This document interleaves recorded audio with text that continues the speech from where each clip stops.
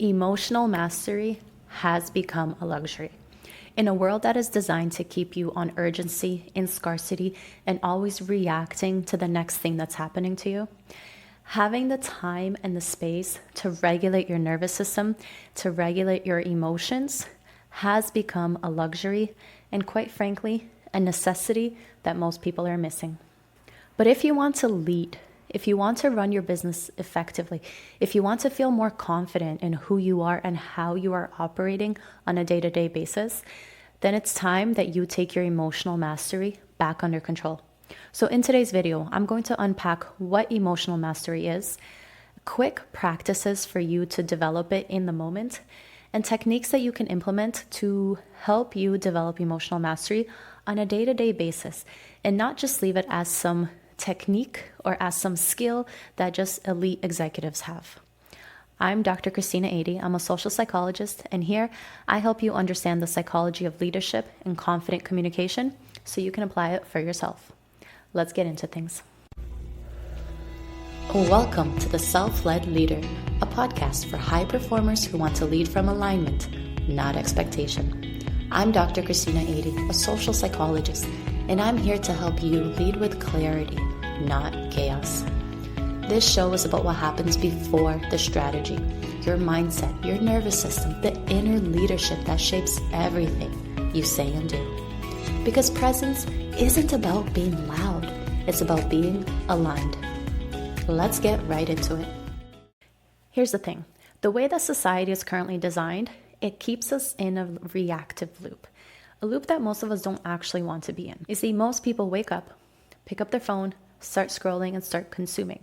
They get to work, something's already going on, they're reacting to things landing on their desk time after time after time. There is a constant input, and cognitively, we are at an overload. There is too much information being thrown at us at all times.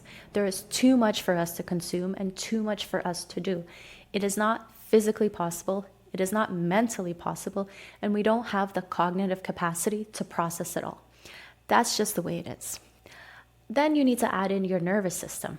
Your nervous system is not designed to be living in a constant state of stress, in constant states of evaluating the risks, consuming information, reacting to things that are going on in your life and that other people are doing, whether that's at work, online, in your business. So when you have such a large amount of input coming in, your nervous system spikes and causes a stress response. From there, you get into a reactive state and you make decisions based on how you feel emotionally in the moment, rather than how you would prefer to act if you took the time to think things through. And this often leads to a state of regret, a state of shame, a state of self-judgment, and then rinse and repeat all over again. We end up having our mood be determined by our phones, our inboxes, our teams, the things that come across our desks. Everyone else seems to have a say in how we feel except for us, because we are living in a state of reactivity. That's not being a leader. That's not embodying self-leadership. That's being led by others and the things others want you to consume. And so developing emotional mastery is not about just being chill or zen. It's not about consuming less. Emotional mastery is developing the skill of having intentional choices of how to react.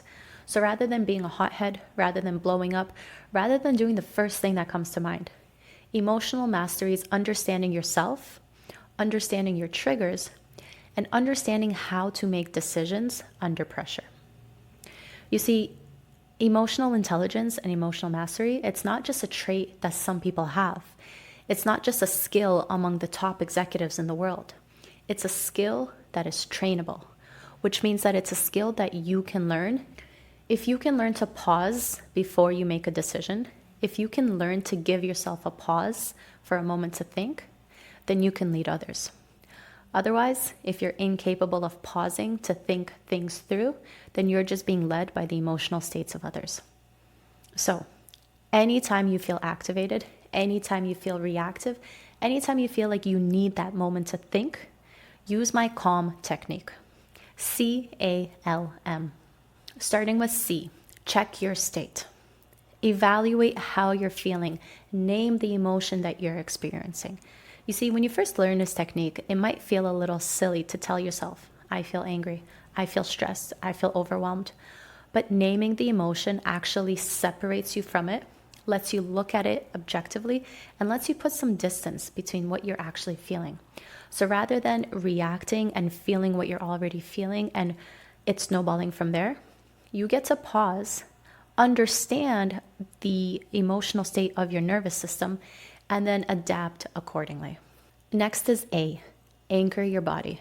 Your nervous system is such an important aspect of your emotional intelligence. It's hard to be emotionally intelligent if you are just letting your emotions get the best of you. If every time you're angry, you blow up. If every time you're sad, you give up on your work for the rest of the day. Your emotions do not get to control your outcomes. You get to control your emotions once you learn how to do so effectively. And so your nervous system, when it's regulated, helps you do that effectively. It helps you understand when you're triggered, when you're stressed, when you're having a response you don't want to have. And if you can get your nervous system under control, you get to calm down and think things through more clearly. And so to get your nervous system in control, you need to first understand the state that you're in, which comes from also naming the emotion you're feeling. And then you need to have tools in your pocket for how to regulate your nervous system. Deep breathing can work very well, but so can a body check-in. Now, a body check-in is simply checking in with how each part of your body is feeling. Now, you probably relate to this. When you're stressed, when you're tense, where do you carry that tension? Do you clench your jaw? Do you start to play with your hands or make a fist? Do you tighten your shoulders and then develop back pain from the tension you're carrying? Understand where the stress and the tension is in your body and adjust accordingly. So if you name your emotion and understand you're feeling angry, then you get to check in with your body and see where you're physically holding on to that anger in the moment. If that is your jaw, you get to consciously unclench it and relax. That already sends a signal to your mind and your nervous system that you're calming down and you're in control of the situation. Next is the L, lead your mind. Give your mind a specific direction and destination to focus on. So rather than spiraling, rather than considering how you're feeling and what's going on, rather than reacting to what someone else is saying or doing, lead your mind with a clear direction. What outcome matters most to you right now? What is the desired outcome that you're aiming for? And what is the direction that you want to focus on? Move intentionally by your choice, not by your emotional reactions. Put on your blinders and don't get distracted by everything else because you're in an emotionally reactive state in that moment. So, since you understand that emotional mastery is becoming a luxury, you understand that there's time scarcity. There's a perceived time scarcity that all of us are living by. Everything in our lives has been designed to hijack our dopamine system. Everyone is designing their life, their business, and their outcomes around ways to hijack our dopamine systems for success. And instead, it's creating a state of constant reactivity, constant urgency. We are starting to confuse speed with success. But the best performers, the most emotionally intelligent individuals, they understand that success comes from being responsive and regulated.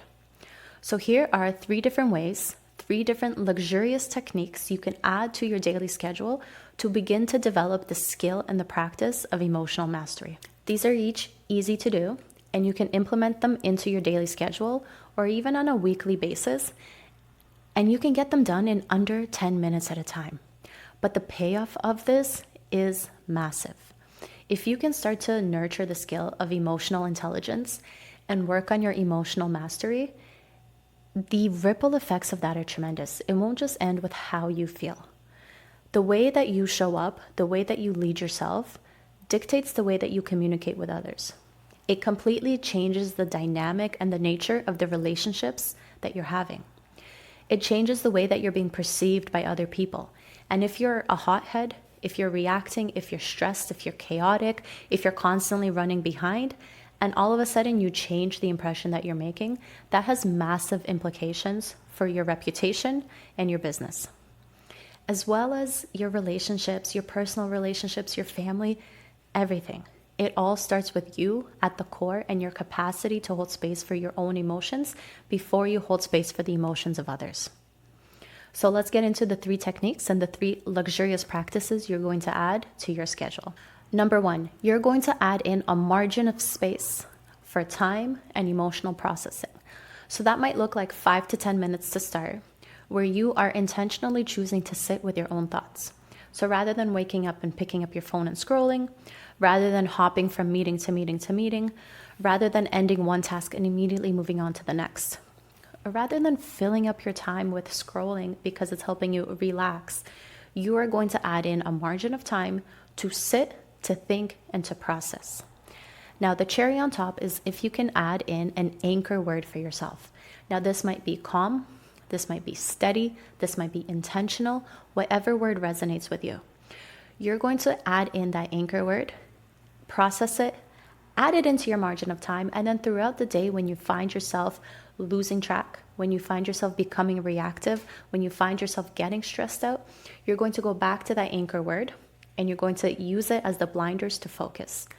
So if you're in a conversation with a colleague and you find yourself getting frustrated about how it's going, you go back to your anchor word of calm to ground you.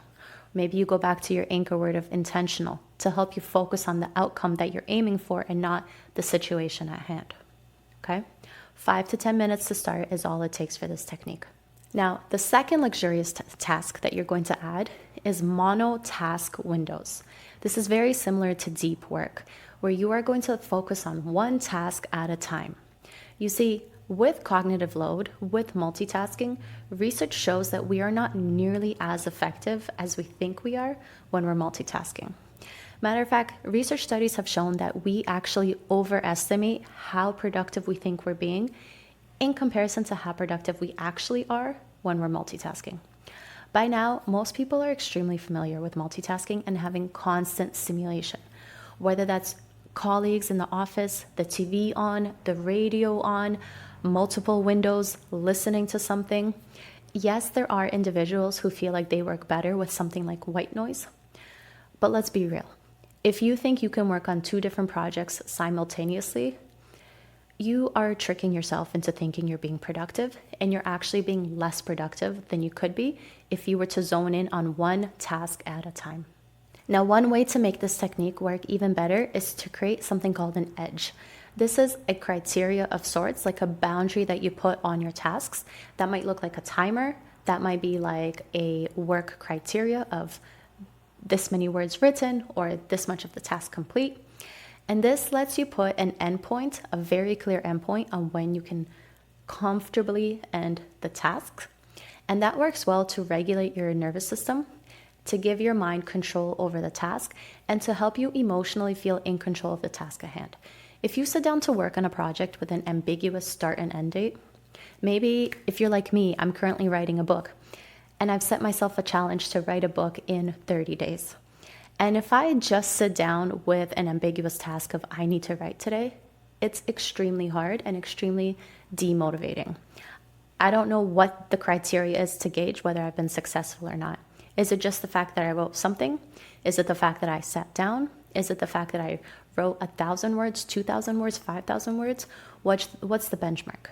So even if I was to remove all other distractions and just work on my book, without a clear boundary or a clear edge for myself, it becomes less productive. And instead, having that container for myself and knowing what my expectations are helps me feel emotionally in control and emotionally rewarded when I meet that criteria.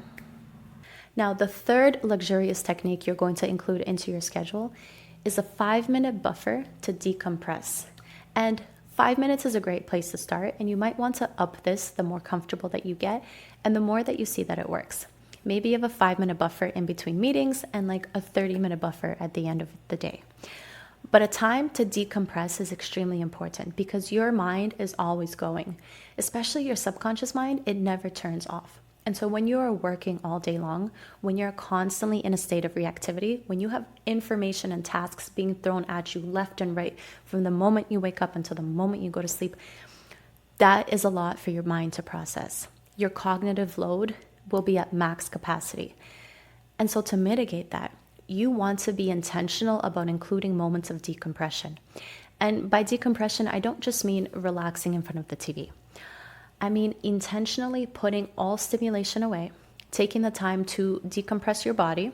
So that might look like meditation, yoga, mind-body awareness, and just relaxing your body bit by bit. That might look like journaling, processing how your day went, processing the ups and downs. That might look like just sitting for 5 minutes alone with your thoughts, with your eyes closed, in a low stimulation environment. Maybe you want to get a weighted blanket. Maybe you want to get an eye mask.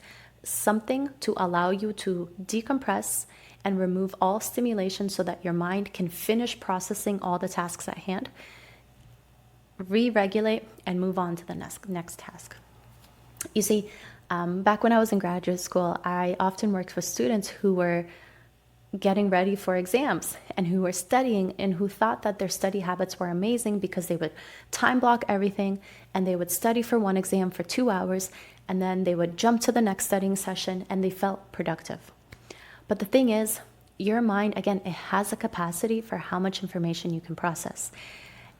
And more so, it has a lag time. And so when you are working on something, when you are doing something cognitively, your brain does not stop processing the moment that you finish the task. It keeps thinking, sort of like a computer indexing information. And so when you add in a buffer time to decompress, to sit alone with your thoughts, and to not distract yourself with something like scrolling, you are actually giving your mind the time that it needs to finish processing, to finish thinking, and to close that tab, if you will, before moving on. And so this is an extremely important and very simple technique that will work wonders for helping you develop emotional mastery. Because with each of these techniques, you are teaching your mind and your nervous system to start, to focus, and to have a clear endpoint. And that is how you stop living in reactive autopilot and start being intentional. So yes, emotional mastery has become a luxury.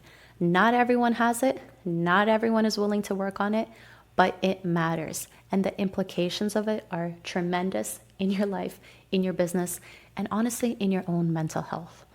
So if you've ever thought about how important having emotional intelligence is, stop leaving it for the top executives and the top business people and the elite 1% that we look up to. Start developing it for yourself. It does not have to be complicated, but you do have to be intentional with it. Your nervous system is not a group project. No one else needs to contribute to it.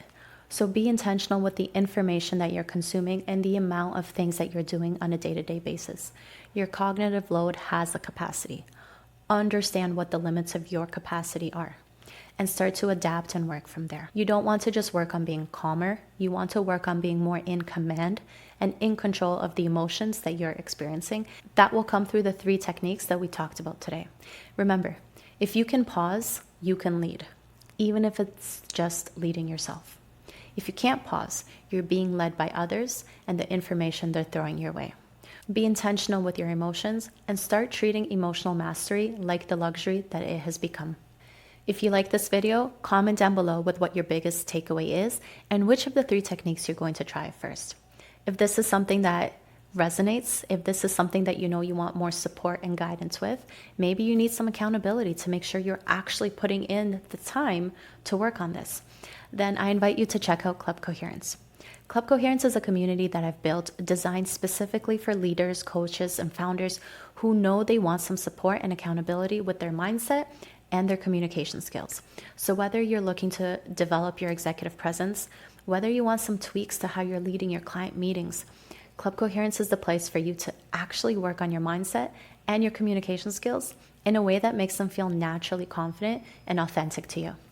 The link will be in the description box and I invite you to check it out, and I'll see you all in the next video. Bye.